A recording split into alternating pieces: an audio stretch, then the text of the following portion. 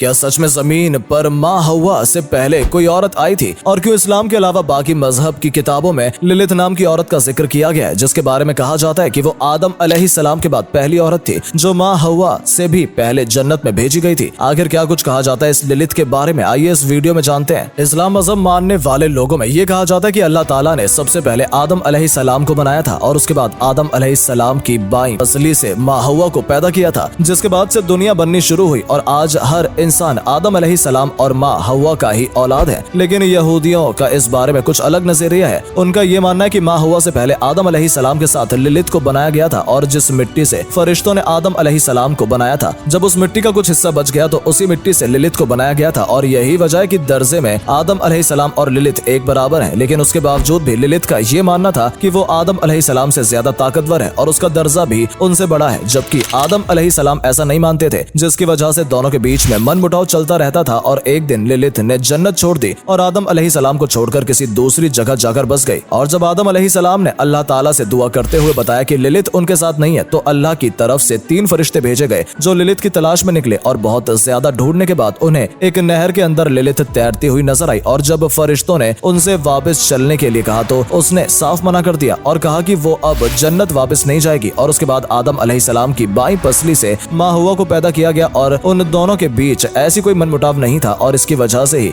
आज दुनिया बन पाई। दोस्तों, ये जो कुछ भी हमने आपको बताया है ये यहूदियों की किताब तलमुड में लिखा हुआ है। और इतना ही नहीं, जब आदम अलैहिस्सलाम और माँ हवा को जन्नत से निकाला गया था तो उसके पीछे भी वो सबसे बड़ी वजह लिलित को ही बताते हैं। दरअसल यहूदियों का मानना है कि जब लिलित ने जन्नत जाने से मना कर दिया था तो उसने काफी अरसे बाद दोबारा जब जन्नत की तरफ रुख किया तो उसने चुपके से देखा कि आदम अलैहिस्सलाम और माँ हवा दोनों ही एक दूसरे के साथ बहुत ज्यादा खुश हैं। और ये बात लिलित को बर्दाश्त नहीं हुई, जिसके बाद लिलित ने एक सांप का रूप ले लिया और उस रूप में माँ हवा के पास जा पहुंची। और उसके बाद उसने माँ हवा को बहकाना शुरू किया और कहा कि जन्नत में एक पेड़ है जिसके फल को अगर तुम खाओगी तो तुम्हारी जिंदगी बढ़ जाएगी और तुम्हारी उम्र कभी नहीं बढ़ेगी। जिसके बाद माँ हवा उस पेड़ के पास पहुंची और उस पेड़ के फल खाने शुरू कर दिए। और ये वही पेड़ था जिसके बारे में अल्लाह ने आदम अलैहिस्सलाम और माँ हवा को साफ मना कर दिया था कि वो उस पेड़ का फल ना खाए। लेकिन उसके बावजूद जब लिलित ने माँ हवा को बहकाया तो माँ हवा ने अपने साथ साथ आदम अलैहिस्सलाम को भी उस पेड़ के फल खिलाए, जिसकी वजह से दोनों को ही जन्नत से निकाल दिया गया। ये तो थी वो बातें जो यहूदी मानते हैं। इसके अलावा बहुत से मजहब में लिलित के बारे में कहा जाता है कि ये आज भी मौजूद है, जो नौजवान लोगों को बहकाने का काम करती है, खासकर उन्हें शैतानी हरकत करने के लिए उकसाती है। इसके अलावा बहुत से लोग ये भी मानते हैं कि लिलित का जिक्र कई आसमानी किताबों में होता आया है। मेसोपोटामिया में भी नमास्तु नाम की एक औरत का जिक्र किया गया है जिसे नाइट गॉडेस के नाम से लोग पुकारते थे, जो दिखने में तो बेहद खूबसूरत थी लेकिन रात होते ही औरतों और बच्चों को अपने साथ उठा ले जाती है। इसके अलावा यूनान में लामिया नाम की एक औरत का कई बार जिक्र हुआ है, जिसके बारे में ये कहा जाता था कि लामिया रात में लोगों को जब वो गहरी नींद में होते थे तो उन्हें परेशान करती थी। और सबसे डरावनी बात यह है कि ये औरत अपने बच्चे को जन्म देने के बाद अपने ही बच्चे को खा लिया करती थी। हजरत सुलेमान ने अभी अपने किताबों में कई बार ऐसी तरह की औरतों का जिक्र किया था, जिसमें से एक औरत एस्त्रोथ भी थी, जिसके बारे में यह कहा जाता रहा है कि ये काफी हद तक लिलित के जैसी ही थी, यानी जो शैतानी काम लिलित किया करती थी वही एस्त्रोथ किया करती थी। और आपको जानकर हैरानी होगी कि अमेरिका में आज भी एक ऐसी ही औरत के बारे में लोग काफी मानते हैं, जिसे डियर वुमेन के नाम से बुलाया जाता है, जिसके बारे में कहा जाता था कि ये ना तो पूरी तरह से इंसान है और ना ही जानवर, क्योंकि इसका एक हिस्सा इंसानों की तरह है और एक हिस्सा बिल्कुल जानवर की तरह। और कई सालों पहले अमेरिका के लोगों ने उसे देखा भी था। इतना ही नहीं बल्कि एक मशहूर लेखक चार्ल्स ने अराडिया गॉस्पेल ऑफ द विचेस नाम की एक किताब लिखी थी, जिसमें उन्होंने अराडिया नाम की एक चुड़ैल का जिक्र किया था। दरअसल उन्होंने अराडिया को ही लिलित का दूसरा नाम बताया था, जो लोगों को काबू करना और काला जादू करना बहुत अच्छे से जानती थी और वो अपने अलावा बाकी लोगों को भी काला जादू करना सिखाती थी। लेकिन इसके लिए लोगों को उसे खुश करना पड़ता था, जिसमें कई बार लोग अपने किसी पहचान वाले की बलि चढ़ा देते थे और कभी अपना ही खून उसे चढ़ाकर उसे खुश करने की कोशिश करते हैं ताकि उससे काला जादू सीखकर किसी दूसरे को परेशान कर सके। और आज भी ऐसे लोग लिलित की पूजा करते हैं और उसे ही अपना खुदा मानते हैं। इतना ही नहीं बल्कि बहुत सी कंट्री में तो